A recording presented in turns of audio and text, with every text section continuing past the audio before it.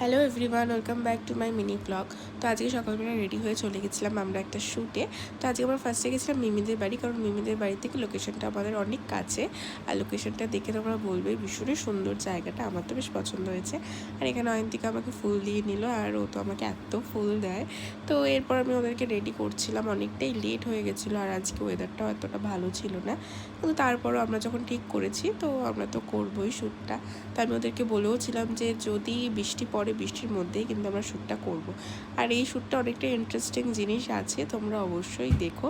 আর এখন আপাতত তোমরা বিহাইন্ড দ্য সিন দেখে বুঝতেই পারছো আমরা একটা ফোক গানে নাচটা করেছি, আর কেমন কি হয়েছে সেটা দেখতে হলে তো অবশ্যই মুনমুন রুহির পেজটা দেখতে হবে। তো আজকেই ফলো করে দাও আর জানিও কীরকম হয়েছে আমাদের নাচটা। So tata.